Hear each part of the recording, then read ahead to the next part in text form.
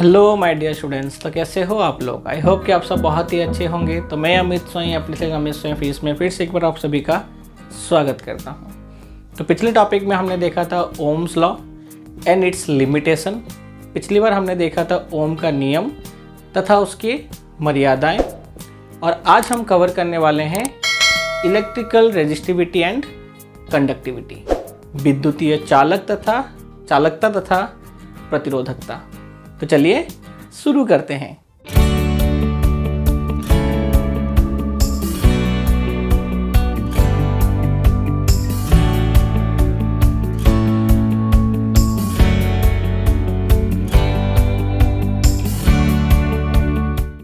Okay, तो last topic में हमने देखा था कि ओम्स लॉ क्या है।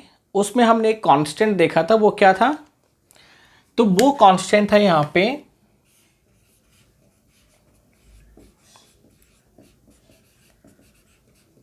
ये, यानी कि रेजिस्टेंस, प्रतिरोध, है ना। रेजिस्टेंस क्या था? तो वहां पे हमने कहा resistance is the electrical constant और Ohm's constant for Ohm's law. एक प्रतिरोधकता जो है कि नियतांक था, जिसको हमने कहा ओम का नियतांक। But R is not always constant, it is only constant if there is a ohmic condition. हमने देखा था पिछले टॉपिक में कि ये जो है ये कांस्टेंट है, कांस्टेंट नियतांक है ना। कौन सा नियतांक हमने बोला इसको? कांस्टेंट का हमने ओम्स कांस्टेंट। लेकिन ये ओम्स कांस्टेंट होने के लिए जरूरी था क्या? तो यहां पे जरूरी था ओहमिक कंडीशन चाहिए था, है ना। ये होगा तो ये जो है वो कांस्टेंट है। अब वो कंडीशन क्या था? तो सबसे पहला था एक्सटर्नल इफेक्ट। कौन कौन से? टेम्परेचर, प्रेशर, ह्यूमिडिटी, ये हो गया एक्सटर्नल इफेक्ट। अगर हम इनको छोड़ दें तो ये रेजिस्टेंस क्या होता है? कंडक्टर्स के प्रॉपर्टीज के ऊपर भी डिपेंड करता है ना। उसमें से कुछ अगर हम बेसिक चीज़ों की बात करें तो सपोज अगर ये कंडक्टिंग वायर है, ठीक है। सारे कंडक्टिंग वायर का शेप हम सिलिंड्रिकल लेते हैं, क्योंकि वायर का जो शेप है वो हम यही कंसिडर करते हैं, वो यूजेबल और चार्ज के फ्लो के लिए बेस्ट होता है। तो इसके अलावा अगर तुमने और कोई कंडक्टर देखा होगा तो मैं नहीं कह सकता। मैंने जो देखा और तुम जो देखे होंगे वो शायद सारे के सारे सिलिंड्रिकल ही है ना। करेक्ट।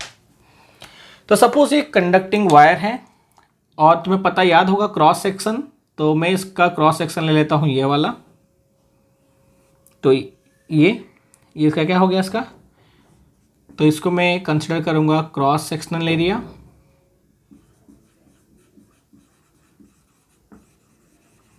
है ना। और ये हो गया इस वायर का लेंथ। तो सपोज लेंथ कितना है?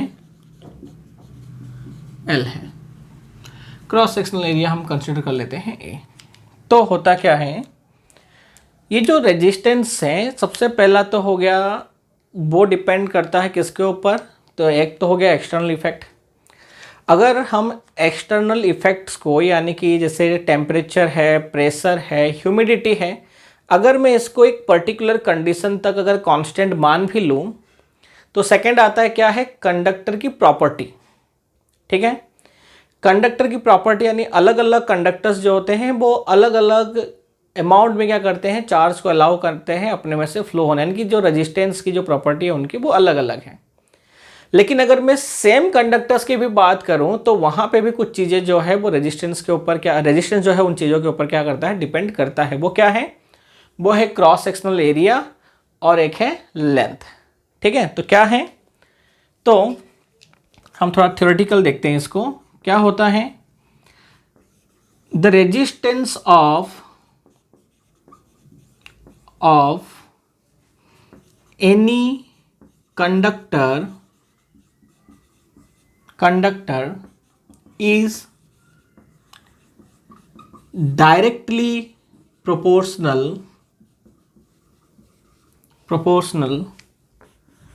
to the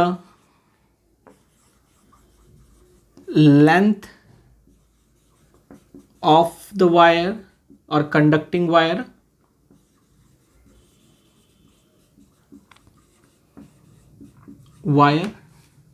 and inversely proportional to the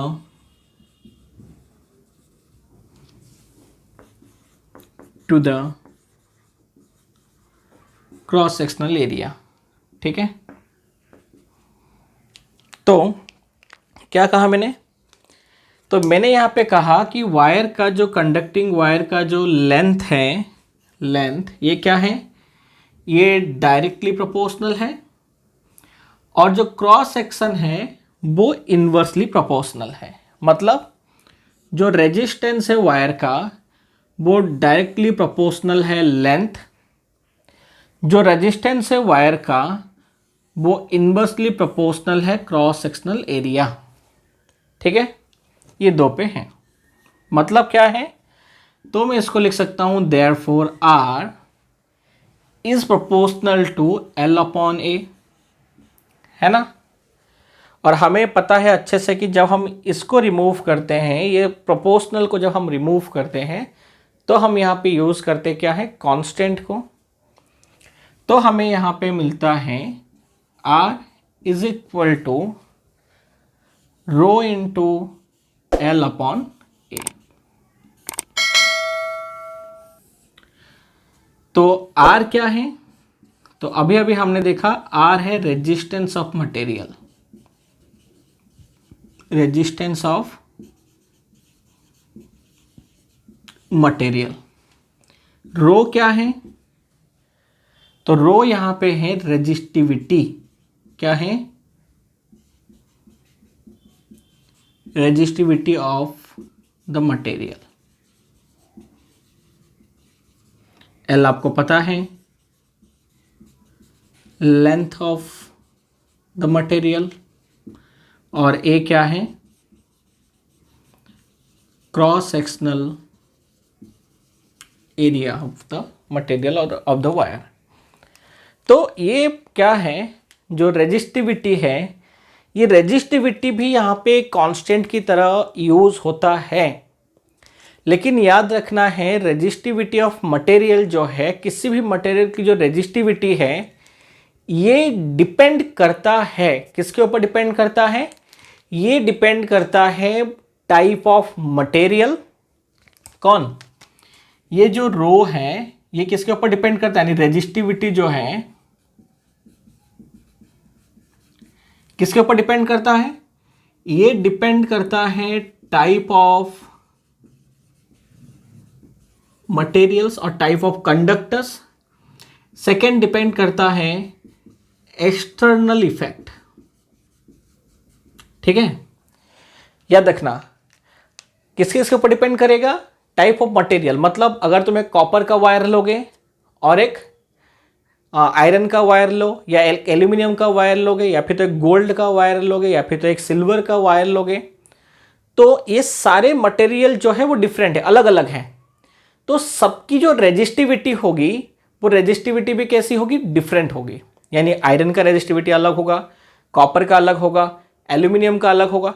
तो टाइप ऑफ मटेरियल के ऊपर ये डिपेंड करता है। सेकंड किसके ऊपर डिपेंड करेगा? एक्सटर्नल इफेक्ट, यानी कि टेम्परेचर, प्रेशर, ह्यूमिडिटी, इनके ऊपर ये डिपेंड करेगा। अगर तुम टेम्परेचर को चेंज करते हो, अगर सपोज टेम्परेचर अगर बदलता है तो क्या होगा? मटेरियल की रेजिस्टिविटी चेंज होगी।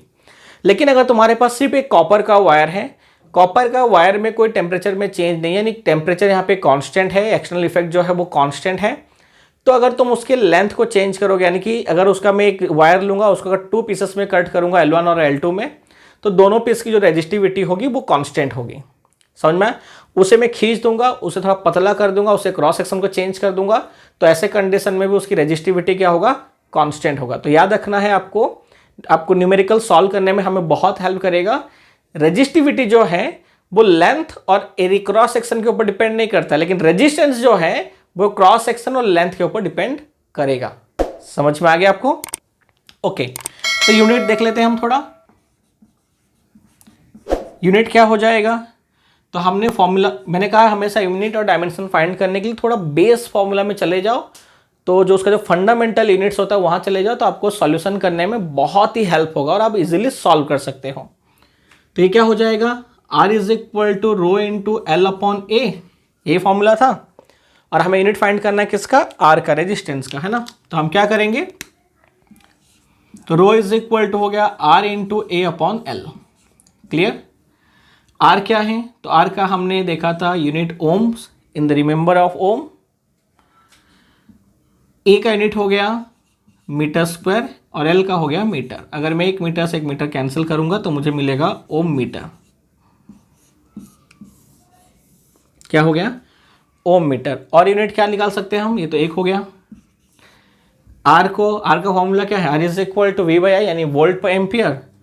तो तुम इसको सॉल्व कर सकते हो वोल्ट पर एम्पियर, है ना, into metre square upon metre.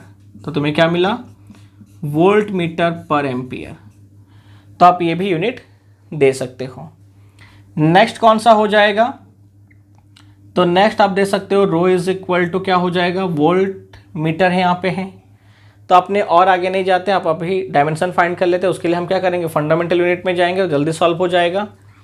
तो वोल्ट का क्या हो गया, W अपॉन क्यू, है ना, इंटू मीटर अपॉन एम्पियर करके हैं। क्लियर। मैं फंडामेंटल यूनिट में कन्वर्ट कर रहा हूँ, अगर आपको ओम का यूनिट है डायरेक्ट पुट करके आप डायमेंशन फाइंड कर सकते हो। जिन लोग को प्रॉब्लम है उन लोग के लिए फंडामेंटल यूनिट में जाके फिर वापस में टोटली पूरा सॉल्व कर दे रहा हूँ यहाँ पे। तो ये हो गया जूल। जूल का आपको मैंने कहा था कि यहाँ तक आपको याद रख लेना है, किलोग्राम मीटर स्क्वायर पर सेकेंड स्क्वायर। एम का हो गया मीटर, मीटर ही रहेगा। क्यू के लिए क्या हो जाएगा, तो क्यू के लिए तुम रख सकते हो एम्पियर सेकेंड। ए के लिए क्या है, ए तो एम्पियर ही है। तो तुम्हें क्या मिल गया, किलोग्राम मीटर क्यूब पर सेकेंड क्यूब एम्पियर स्क्वायर। तो तुम्हें डायमेंशन मिलेगा यहाँ पे क्या, तो तुम्हें डायमेंशन मिल जाएगा यहाँ पे, तो तुम्हें मिल जाएगा M1 L3 T-3 A-2। हो गया क्लियर। तो डायमेंशन फाइंड करना बहुत ही सिंपल होता है, इजीली फाइंड कर सकते हो। आपको खाली फंडामेंटल बेस यूनिट में कन्वर्ट करना आना चाहिए। अगर आप उसको फंडामेंटल बेस यूनिट में कन्वर्ट कर देते हो तो आप आसानी से क्या कर सकते हो, उसका डायमेंशन फाइंड कर सकते हो। क्लियर हो गया। तो वीडियो को पॉज कर जल्दी से नोट कर लो, मैं 10 का काउंट कर लो तब तक, है ना। तो क्या हो जाएगा, 1 2 3 4 5 6 7 8 9 एंड 10। तो आप वीडियो को पॉज करके जल्दी से इसे नोट कर लो। तो नेक्स्ट टॉपिक हमारा कौन सा है, वो है कंडक्टिविटी। तो अभी हमने देखा रेजिस्टिविटी और अब हम देखेंगे क्या, कंडक्टिविटी। देखो ओके, तो अभी हमने देखा एक, यहाँ पे उसको नोट डाउन कर लेते हैं। हमने अभी देखा R is equal to rho into L upon A, है ना। तो हम स्टार्ट करते हैं कहाँ से, from Ohm's law we know that क्या है, R is equal to V upon I, so therefore V is equal to IR। Clear. I into R की वैल्यू कितनी है, तो वो अभी हमने देखा rho into L upon A, है ना। कैसे रख सकते हैं हम यहाँ पे, तो हम रख सकते हैं R is equal to rho into L by A. ठीक है। तो इसको मैं लिख सकता हूँ I upon A into rho L, और I अपॉन ए अगर आपको याद होगा तो क्या है, करेंट डेंसिटी। तो J इंटू रो एल कहाँ से आ गया ये, तो J is equal to I by A. ठीक है ना, कौन है, करेंट डेंसिटी। ठीक है। तो हमें क्या मिला, V is equal to J into rho into L.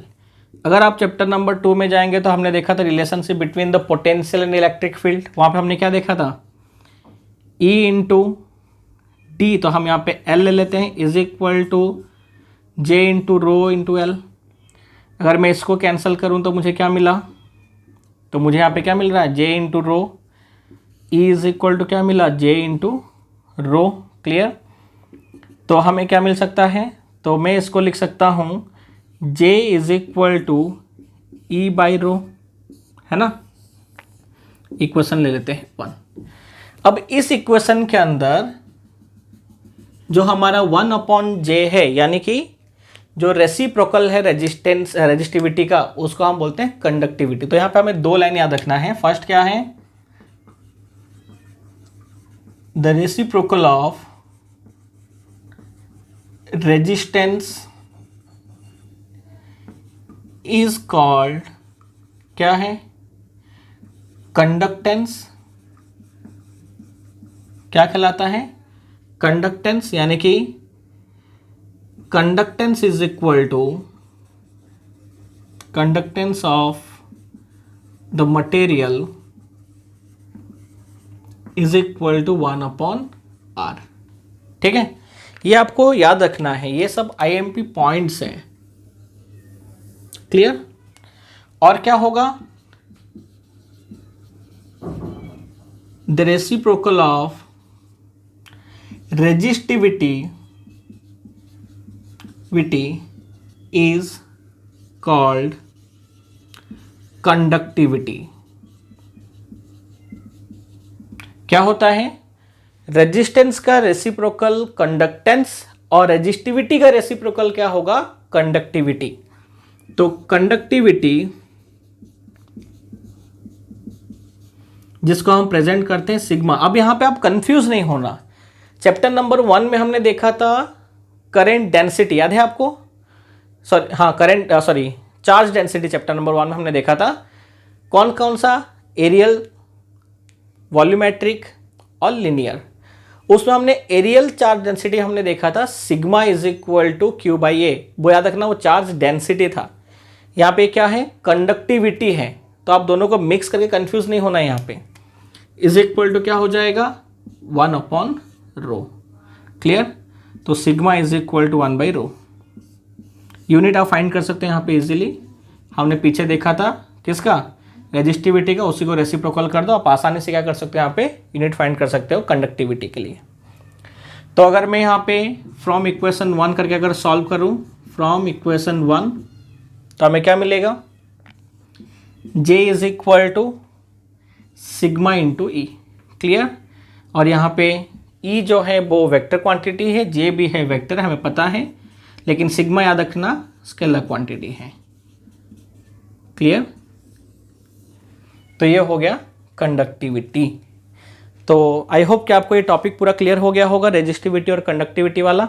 अगर अभी आपको कोई डाउट है तो आपको पता है आपको क्या करना है, ठीक है। लेकिन उससे पहले मैं 5 के काउंट में आपको वीडियो को पॉज करके इसको नोट कर लीजिए जल्दी से। 1 2 3 4 5। वीडियो को पॉज के जल्दी से नोट करो। लेकिन आपको पता है कि अगर अभी भी आपको कोई डाउट है तो आपको करना क्या है, आपको करना है लाइक, शेयर और सब्सक्राइब। लाइक, शेयर, सब्सक्राइब करने के बाद आपको कमेंट में मेंशन करना है कि आपको कोई टॉपिक में डाउट है या कुछ मेथड में कोई प्रॉब्लम है, तो मैं उसको चेंज और इम्प्रूव करने की कोशिश करूँगा, कोई दूसरे तरीके से आपको एक्सप्लेन करने की। बाकी मैं सबसे आसान तरीका अपनाता हूँ कि आपको कंप्लीट डेरिवेशन यहाँ पे समझ में आए, इसलिए मैं हर एक पॉइंट का मैं आपको यहाँ पे डिराइव्ड करके प्रूव करता हूँ। क्लियर है। तो अभी अपने पास प्रैक्टिकली उसको प्रूव करने के लिए कोई भी तरह का इंस्ट्रूमेंट नहीं है, तो मैं जितना भी होगा क्वेश्चंस को, जितनी भी चीज़ें हैं उनको मैं डिराइव्ड करके आपको कंप्लीट कराता हूँ, ताकि आपको एग्जाम में किसी भी तरह से क्वेश्चन आए। मैं आपकी बोर्ड की बात कर रहा हूँ बेसिकली यहाँ पे। बाकी आप इसका यूज़ करके बहुत ही सिंपली आप जेईई नीट के जो बेसिक फंडामेंटल है उसे भी आप इजीली क्लियर कर सकते हैं। बाकी आपको मैक्सिमम हेल्प करेगा अगर आप CBSE के स्टूडेंट हो या फिर तो कोई स्टेट बोर्ड में हो, तो आपको ये बहुत हेल्प करेगा। ठीक है। तो आई होप कि आपको ये वीडियो पसंद आया होगा। वीडियो को पसंद आया तो प्लीज़ लाइक, शेयर और सब्सक्राइब कर देना और अपने फ्रेंड के साथ भी शेयर करो ताकि उनको भी बहुत ही हेल्प मिले। बाकी thank you very much. Video को लाइक और शेयर जो भी करते हो उन सबको, लेकिन प्लीज़ सब्सक्राइब भी जरूर कर देना और फ्रेंड फैमिली को बोलो कि वीडियो को सब्सक्राइब भी कर दें, थोड़ा हेल्प हो। और बाकी जो डिटेल है वो दिया गया है। अगर आप मुझे कोई भी तरह का हेल्प करना चाहते हो तो प्लीज़ आप नीचे जो डिस्क्रिप्शन में मेंशन है उसके थ्रू आप कर सकते हो। आपका छोटा सा भी हेल्प जो है मुझे बहुत ही मदद करेगा इस तरह के वीडियो को और अच्छे से क्रिएट करने में। So thank you very much. लेकिन लाइक तो बनता ही है।